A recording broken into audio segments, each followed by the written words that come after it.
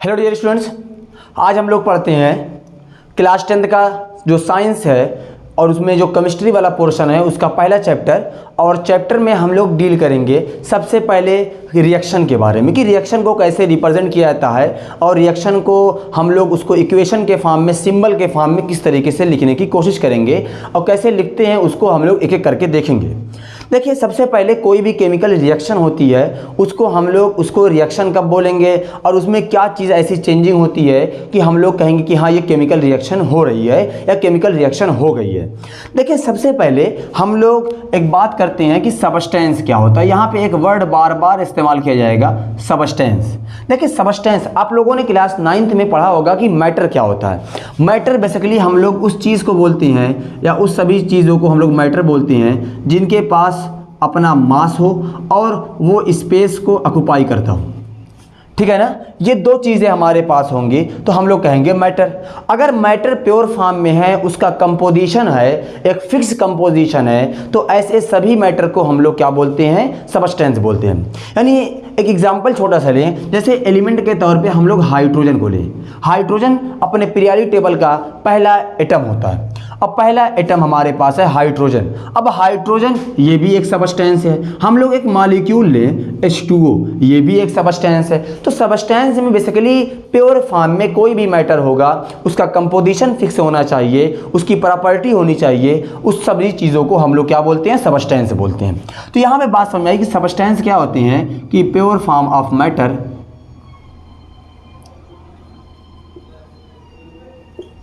Matter या हम लोग कहें a matter which contain a specific property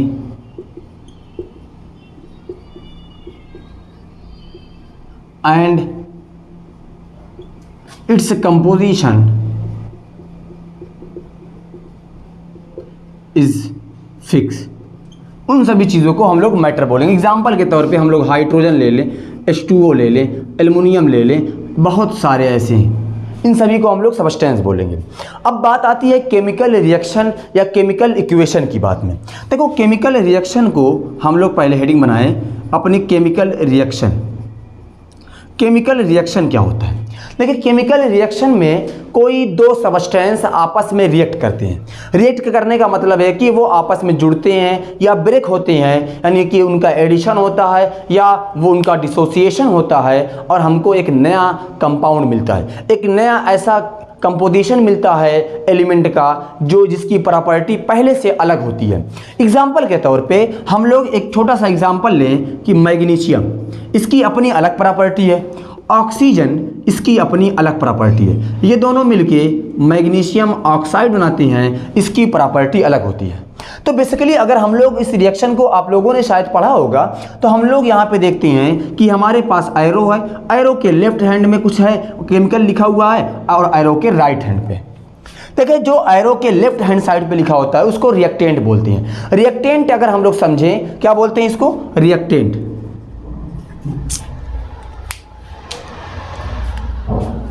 इसको हम लोग बोलते हैं रिएक्टेंट और इसको हम लोग बोलते हैं प्रोडक्ट। अब देखते हैं रिएक्टेंट और प्रोडक्ट होता क्या है। देखिए, वो ऐसा केमिकल स्पीसीज या केमिकल सबस्टेंस जो आपस में रिएक्शन करता हो और एक नया प्रोडक्ट बनाता हो या एक नया केमिकल बनाता हो, उसको हम लोग क्या बोलते हैं, रिएक्टेंट बोलते हैं। और जो नया केमिकल बनता है उसको हम लोग प्रोडक्ट बोलते हैं। ये बात तो हो गई कि रिएक्टेंट क्या होता है और हमारे पास बेसिकली प्रोडक्ट क्या होता है। देखो, रिएक्टेंट को हमेशा लेफ्ट हैंड साइड पे लिखा जाएगा और प्रोडक्ट को हमेशा राइट हैंड साइड पे लिखा जाएगा, बीच में एरो होगी। और रिएक्टेंट अगर हमारे पास एक से ज़्यादा हैं तो उनके बीच में प्लस का साइन का इस्तेमाल किया जाता है, और अगर प्रोडक्ट एक से ज़्यादा हैं तो उनके बीच में भी प्लस साइन का इस्तेमाल किया जाता है। ये बात हो गई रिएक्टेंट और प्रोडक्ट की बात। अब बात आती है केमिकल रिएक्शन। देखिए केमिकल रिएक्शन में दो सबस्टेंस या दो से ज़्यादा सबस्टेंस आपस में रिएक्ट करते हैं। रिएक्शन जब स्टार्ट होती है हमको कैसे पता चलेगा कि कोई केमिकल रिएक्शन स्टार्ट हो गई है या कोई केमिकल रिएक्शन हो चुकी है। देखिए केमिकल रिएक्शन में हमारे पास कुछ चेंजिंग होती है। जैसे मान लीजिए हमने मैग्नीशियम और ऑक्सीजन को मिलाया, तो जब वो रिएक्शन होगी तो हमको कुछ ना कुछ अलग तरीके का, कुछ हमको एक ऐसा आइडेंटिफिकेशन मिलता है, एक ऐसी चीज़ें मिलती हैं जिसको हम देख के पहचान जाते हैं कि ये रिएक्शन हो रही है। एग्जाम्पल के तौर पे हम लोग, सबसे पहला होता है कि स्टेट चेंज हो सकती है,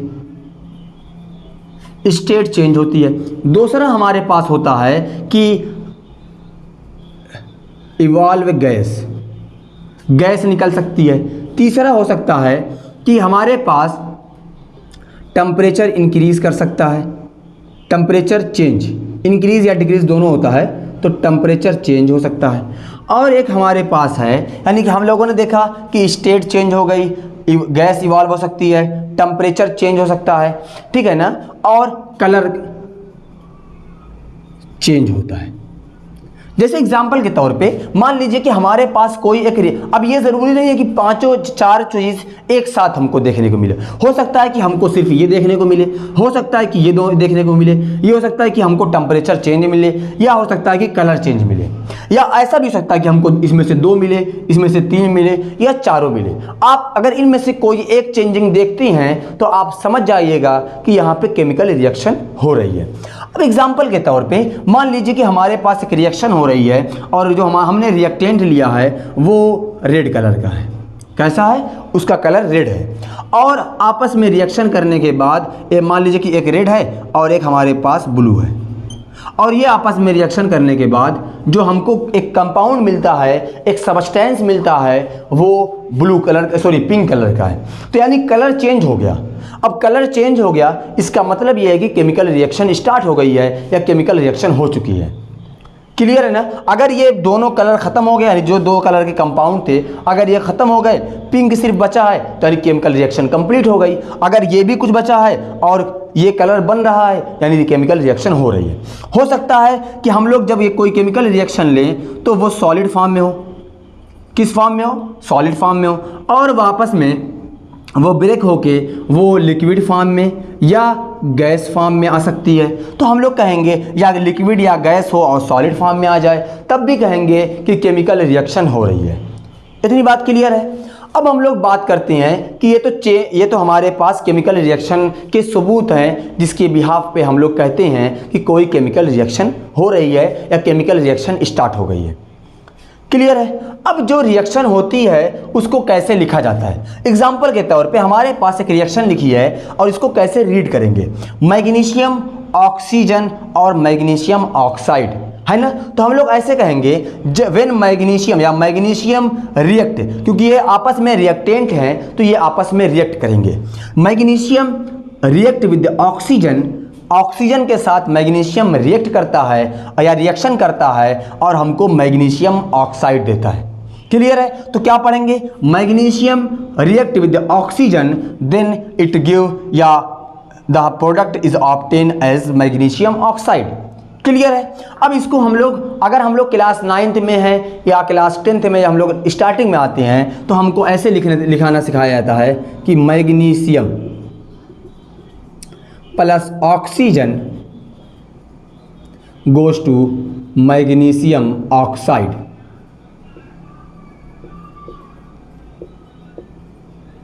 क्लियर है? ये हमारे पास हो गया। अब इसको, लेकिन हम लोग जब क्लास 10th में आ गए हैं तो हमको सिंबल के फॉर्म में लिखना होगा। यानी हर एक एटम, हर एक मॉलिक्यूल, हर एक कंपाउंड का अपना एक सिंबल होता है। अब उस सिंबल में जैसे देखें, आप लोग अगर पढ़े होंगे पीरियोडिक टेबल या एलिमेंट याद किए होंगे उसका नाम, तो पहला है मैग्नीशियम, हम लोग स्मॉल G और कैपिटल M इस तरीके से लिख दिए। अब ऑक्सीजन, देखिए ऑक्सीजन जो हमारे इन्वायरमेंट में होता है वो O2 के फॉर्म में होता है। किस फॉर्म में होता है? O2 के फॉर्म में होता है। O के फॉर्म में नहीं होता, क्योंकि रिएक्टिव ज़्यादा होता है, इसीलिए ये O2 के फॉर्म में पाया जाता है।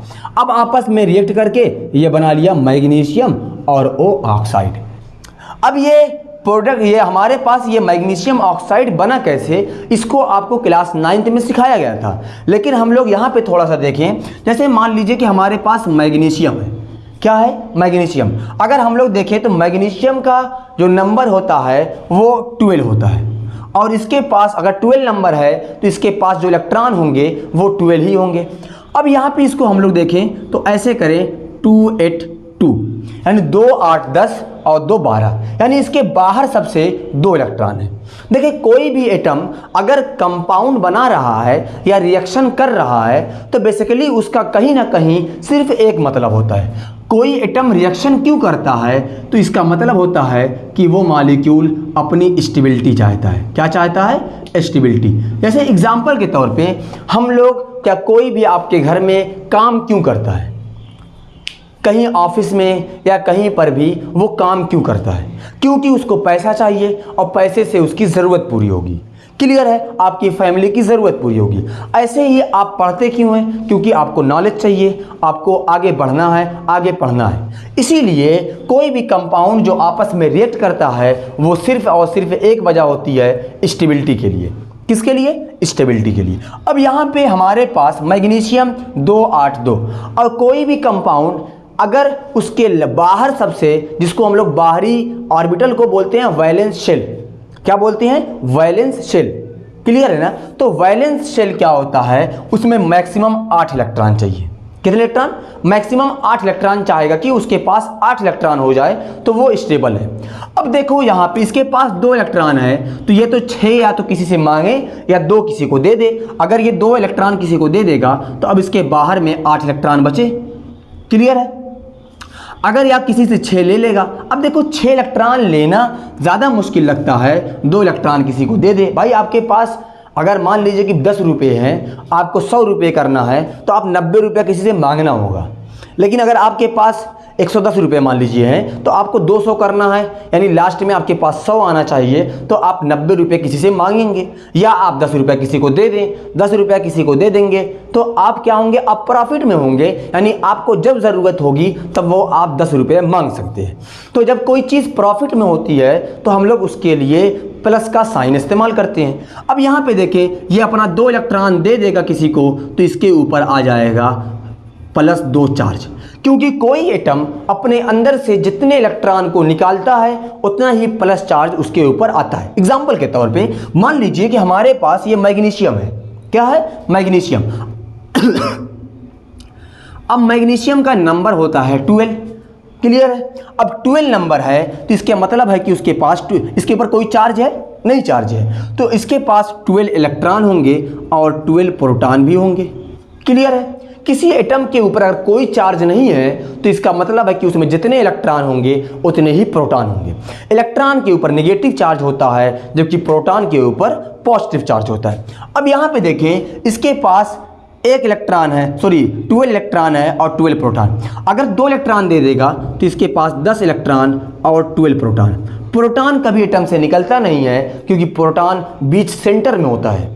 एटम के सेंटर को न्यूक्लियस कहते हैं, जैसे हमारे सेल के सेंटर होता है ना, वैसे ही तो सेंटर में होता है, इसको निकाला नहीं जा सकता। जबकि इलेक्ट्रॉन बाहर होता है तो इलेक्ट्रॉन आना जाना कर सकता है। अब यहाँ पे देखें तो अब 10 electron 12 proton, 10 negative charge 12 positive charge, तो 10 निगेटिव चार्ज से 10 पॉजिटिव चार्ज कैंसिल हो जाएगा। हमारे पास अगर रिजल्टेंट देखेंगे तो +2 चार्ज आएगा। इसीलिए मैग्नीशियम पर +2 चार्ज आ गया। अब यहाँ पे देखिए मैग्नीशियम पर +2 चार्ज आ गया। क्लियर है? अब हमारे पास ऑक्सीजन, देखिए ऑक्सीजन का नंबर होता है 8। कितना होता है? 8। इसका मतलब है कि इसके पास कोई चार्ज ऊपर नहीं है तो इसके पास 8 इलेक्ट्रॉन और 8 प्रोटॉन होंगे। क्लियर है?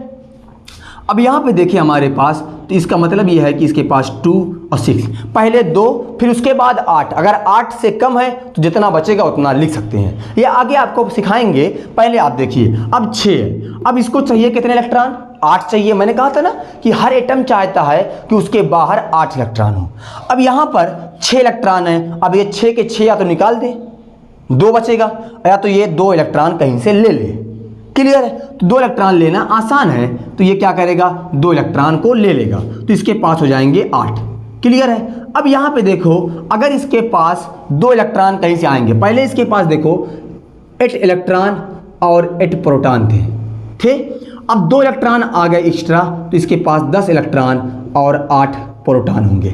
तो यहाँ पे देखिए 8 प्लस चार्ज 8 माइनस चार्ज से कैंसिल हो जाएगा। इसके ऊपर 2 नेगेटिव चार्ज एक्स्ट्रा आ गया, तो इस पे ऑक्सीजन के ऊपर -2 चार्ज होगा। अब यहाँ पे आते हैं हम लोग, तो यहाँ पे देखिए हमारे पास ऑक्सीजन के ऊपर -2 चार्ज आ गया। अब देखिए ये जो नेगेटिव चार्ज है ये इसके नीचे आएगा, इसको बोलते हैं क्रिस क्रॉस। अब ये इसके नीचे आएगा, तो इस तरीके से मैग्नीशियम के नीचे भी 2, ऑक्सीजन के नीचे भी 2।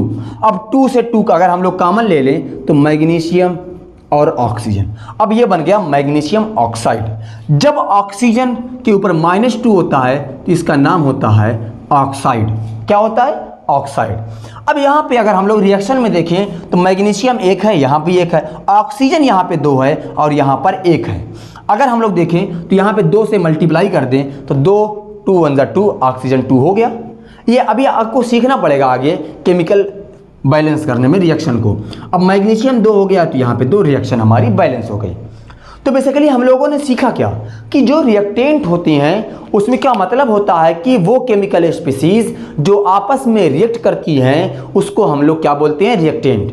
अगर मैं थोड़ा इसको इंग्लिश में बोलूं तो इसको कैसे पढ़ेंगे?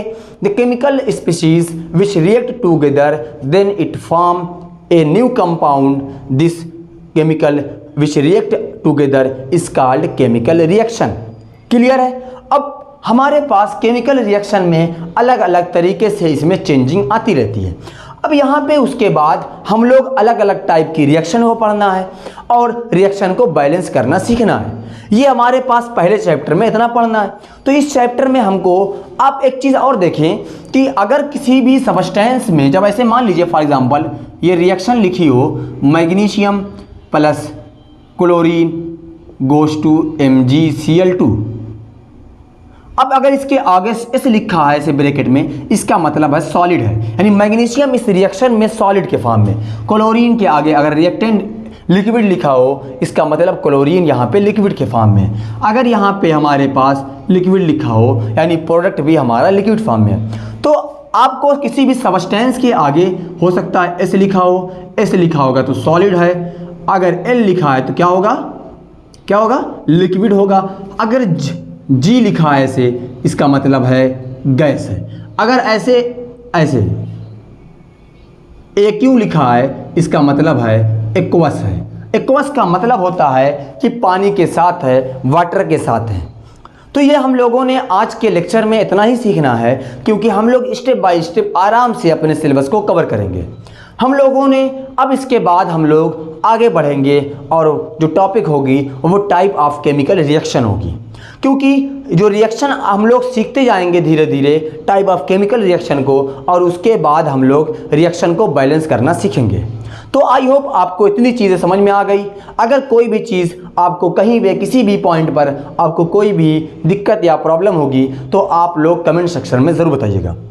और अपने दोस्तों के साथ जो क्लास 10th में है, क्लास 11th में है, क्लास 12th में है या BSc में है, अगर वो केमिस्ट्री पढ़ना चाहते हैं तो आप उनको शेयर कीजिए, क्योंकि यहाँ पे आपको class 10th, 11th, 12th, BSc आपको यहाँ पे पढ़ाया जाएगा केमिस्ट्री। अगर किसी और क्लास का जैसे एग्जाम्पल के तौर पे आपको 9th की केमिस्ट्री चाहिए, आपको MSc की कुछ पेपर, सब पेपर तो एक साथ कोई टीचर नहीं पढ़ा सकता, लेकिन अगर आपको कोई MSc का टॉपिक पढ़ना हो तो आप कमेंट सेक्शन में बता दीजिएगा, उसको हम बता के अपलोड कर देंगे।